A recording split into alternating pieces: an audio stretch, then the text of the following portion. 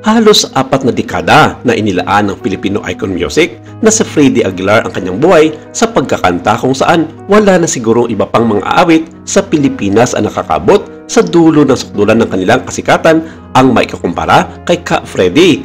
At isa rin sa mga tumatak sa kanya ay ang kanyang pagiging mahusay sa paghawak ng pera kung saan marami itong naipundar ng mga ari-arian at bahay sa Mindanao at dito sa Kalakhang, Maynila.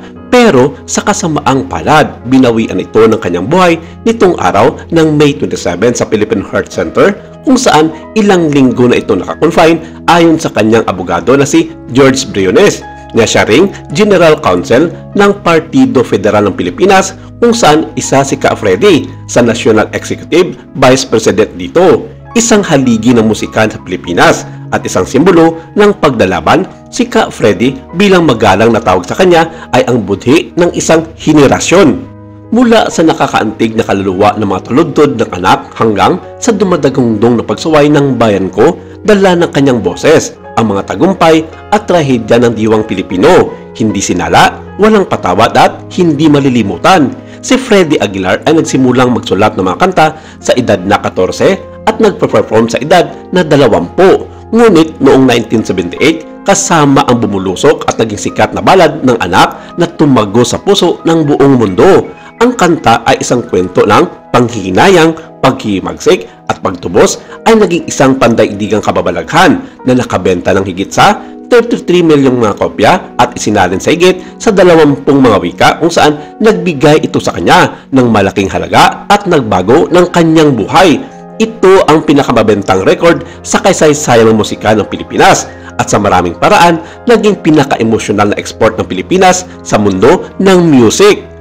Umalingaw-ngaw ang anak dahil ito ay sinilang mula sa sariling pagsisisi ni Aguilar matapos umalis ng bahay at hirap sa buhay bilang isang binata. Ngunit sa pagiging tiyak nito, naging universal ito, isang awit na maunawaan ng bawat magulang at anak. Namuhay si Ka Freddy sa gilid ng konbensyon, kadalasang kontrobersyal, palaging nakatuon sa kanyang mga paniniwala. Nagbalik loob siya sa Islam noong 2013 at kinuha ang pangalang Abdul Farid na yumakap sa isang bagong pananampalataya na kasing lalim ng pagyakap niya sa musika. Sa pagiging sinasunog, sa literal na mawala ang kanyang tahanan at mga alaala noong 2018, pagsisiyasat ng publiko at personal na muling pag-imbento na natili siyang hindi sumuko sa kanyang buhay.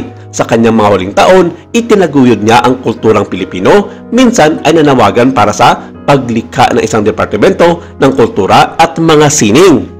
At kahit na ang kanyang 2019 senatorial bid ay hindi nagtagumpay, ang kanyang mga kontribusyon sa pambansang pag-iisip ay hindi na mabubura. Dito rin niya iginugol ang kanyang mga ari-arian na ayon sa kanyang abogado na si George Briones ay walang duda na ang lahat ng mga ito ay mapupunta sa kanyang kasalukuyang asawa na si Joby Albao. Ayon sa naging interview sa kanya noon ni Aster Amoyo, 2 taon na ang nakakalipas, isiniwalat niya dito ang lahat ng kanyang mga ari-arian at yaman dahil sa naging controversial noon kung bakit hindi man lang nito natutulungan ang kanyang naliligaw na landas na anak na si Megan Aguilar. Tulad nga ng sinabi niya, hindi naman basta-basta mailalabas ang kanyang mga pera para tumulong sa mga taong walang pagbabago sa buhay at ayon sa kanya, isa lamang itong pag-aaksaya ng mga naipundar niya sa kanyang karera sa musika.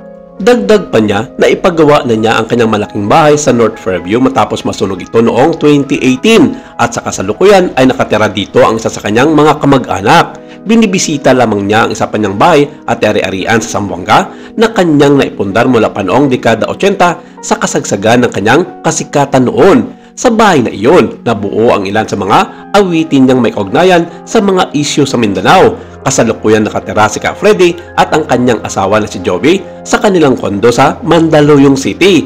Sa dagdag pa na interview niya noon kay Aster Amoyo, inamin niya dito na marami pa siyang mga ari-arian sa Mindanao na hindi na niya pwede pang ilahad sa publiko dahil na rin sa issue ng seguridad. Pero kanyang inamin na meron itong malaking pera sa isa sa kanyang mga bank account sa Amerika kung saan tinatayang meron itong kabuang $13 million.